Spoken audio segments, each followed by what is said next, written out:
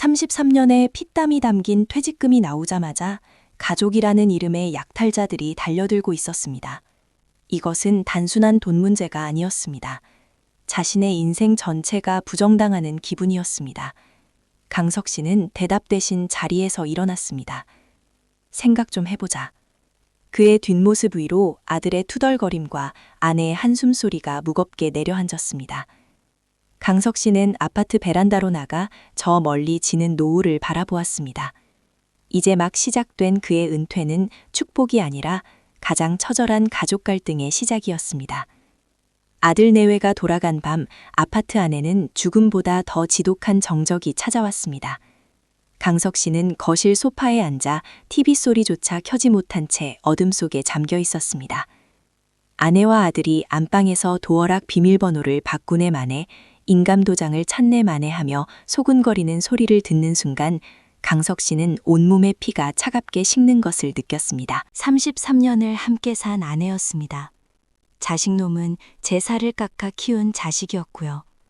그런데 그들이 지금 은퇴한 가장의 마지막 생명줄을 강탈하기 위해 모의를 하고 있었던 겁니다. 강석 씨는 떨리는 손으로 옷장 깊숙이 숨겨두었던 통장과 인감, 그리고 신분증을 챙겼습니다. 가방 하나를 챙겨 거실로 나섰을 때 소파에 앉아있던 아내가 깜짝 놀라며 물었습니다. 아니, 이 밤에 어딜 가요? 가방은 왜 들고? 강석 씨는 대답하지 않았습니다.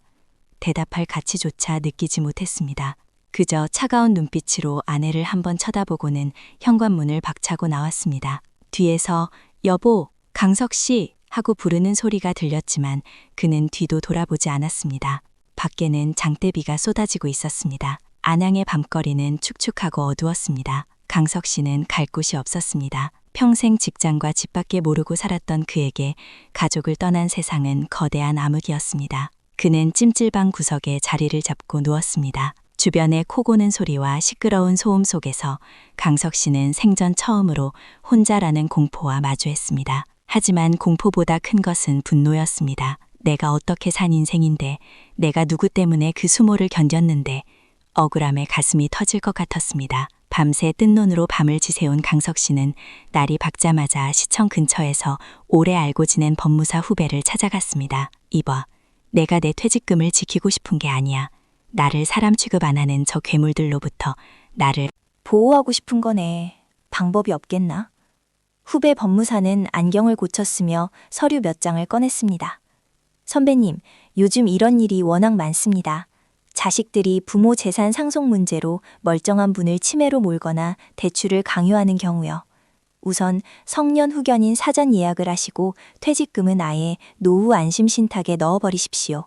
본인 허락 없이는 누구도, 아내분조차도 단 한 푼도 못 건드리게 말입니다.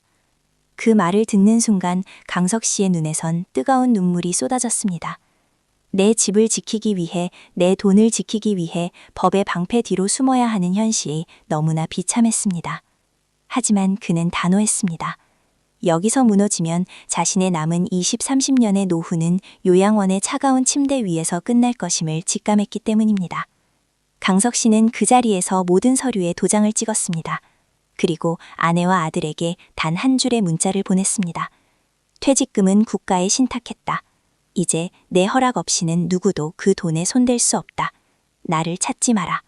문자를 보내자마자 아들에게서 전화가 빗발치기 시작했습니다. 하지만 강석 씨는 핸드폰 전원을 꺼버렸습니다. 33년의 피땀이 담긴 퇴직금이 나오자마자 가족이라는 이름의 약탈자들이 달려들고 있었습니다. 이것은 단순한 돈 문제가 아니었습니다. 자신의 인생 전체가 부정당하는 기분이었습니다. 강석 씨는 대답 대신 자리에서 일어났습니다. 생각 좀 해보자. 그의 뒷모습 위로 아들의 투덜거림과 아내의 한숨소리가 무겁게 내려앉았습니다. 강석 씨는 아파트 베란다로 나가 저 멀리 지는 노을을 바라보았습니다. 이제 막 시작된 그의 은퇴는 축복이 아니라 가장 처절한 가족 갈등의 시작이었습니다. 아들 내외가 돌아간 밤 아파트 안에는 죽음보다 더 지독한 정적이 찾아왔습니다. 강석 씨는 거실 소파에 앉아 TV 소리조차 켜지 못한 채 어둠 속에 잠겨 있었습니다. 아내와 아들이 안방에서 도어락 비밀번호를 바꾸네 마네 인감도장을 찾네 마네 하며 소건거리는 소리를 듣는 순간 강석 씨는 온몸에 피가 차갑게 식는 것을 느꼈습니다. 33년 만에 처음으로 맛보는 지독하게 외롭지만 선을 하도록 자유로운 순간이었습니다. 잠시 후 안방에서 아내 순자 씨가 나왔습니다. 그녀는 차 한 잔을 내밀며 강석 씨 곁에 앉았지만 그 손길은 예전처럼 따뜻하지 않았습니다. 아내는 무언가 결심한 듯 단호한 목소리로 입을 뗐습니다. 여보, 아까 경수 말 진지하게 생각해 봤어요? 우리 아들 30 중반이 넘도록 제 집 하나 없어서 전세금 올릴 때마다 이삿짐 싸는 거 당신도 봤잖아요. 부모가 되어서 그 돈 통장에 묵혀두고 자식 피눈물 흘리는 거 보는 게 정상이냐고요. 강석 씨는 헛웃음이 나왔습니다. 묵혀두다니.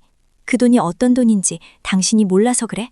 내 무릎 연골 다 달아가며 시장한테 욕먹고 민원인들한테 뿅 맞아가며 버틴 돈이야.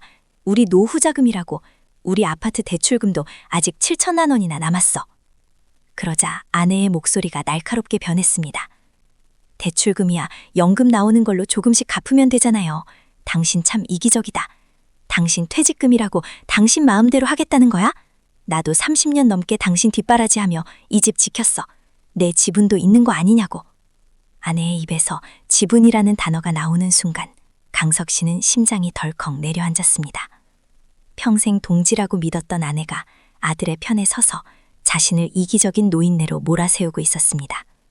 이것이 말로만 듣던 가족 갈등의 실체였습니다.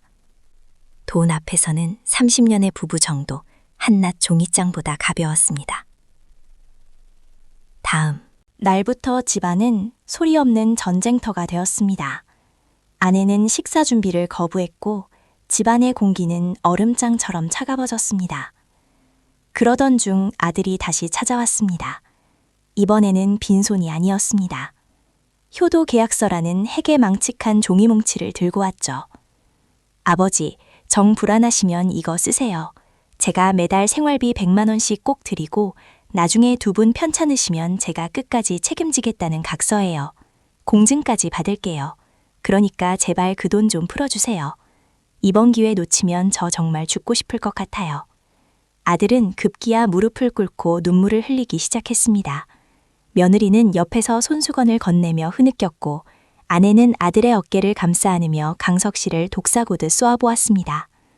여보, 자식이 죽겠다는데 당신 정말 피도 눈물도 없는 사람이야? 저 각서까지 쓴다는데 왜 그렇게 사람을 못 믿어? 강석 씨는 거실 한복판에서 철저히 고립되었습니다. 가장 믿었던 아내와 가장 사랑했던 아들이 한 팀이 되어 자신을 돈만 아는 노망난 늙은이로 가스라이팅하고 있었습니다. 강석 씨는 가슴을 쥐어뜯으며 방으로 들어갔습니다. 문을 잠그고 어둠 속에 누웠지만 밖에서는 아내와 아들의 소건거리는 목소리가 들려왔습니다. 엄마, 아버지가 계속 저러시면 인감도장 어디 있는지라도 알려줘요. 내가 대출이라도 먼저 알아볼게. 그 말에 강석 씨는 온몸에 소름이 돋았습니다.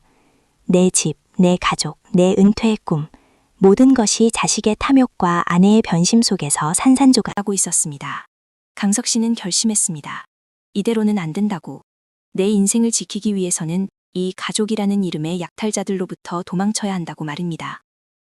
강석 씨가 퇴직금을 신탁에 묶어버렸다는 사실을 알게 된 자식들의 태도는 이전보다 훨씬 더 악랄해졌습니다. 처음에는 전화를 걸어 아버지, 저희가 잘못했어요. 제발 대화 좀 해요. 라며 비굴하게 굴던 아들은 강석 씨가 요지부동이자 본색을 드러냈습니다. 어느 날 오후 찜질방과 여관을 전전하던 강석 씨는 잠시 옷을 챙기러 아무도 없는 시간에 맞춰 집을 찾았습니다. 하지만 현관 비밀번호는 이미 바뀌어 있었고 그 앞에서 기다리고 있던 건 아내와 아들, 그리고 낯선 중년 남성이었습니다. 여보, 당신 정말 이럴 거야? 그 돈이 당신 혼자 거야? 우리 경수 인생 망칠 작정이야? 아내 순자 씨는 도기에 찬 눈으로 강석 씨를 쏘아보았습니다. 아들은 그 곁에서 거들었죠. 아버지, 저기 계신 분 보건소에서 나오신 분이에요. 아버지가 요즘 기억력도 가물가물하시고 갑자기 가출해서 전 재산을 이상한 곳에 맡기신 거 보니까 정신적으로 문제가 있으신 것 같아서요. 정밀검사 좀 받으러 가시죠. 강석 씨는 눈앞이 캄캄해졌습니다. 자식놈이 이제는 멀쩡한 아버지를 치매 환자로 몰아 법적으로 재산관리권을 뺏으려 성년 후견인 신청을 위한 밑작업을 시작한 것입니다.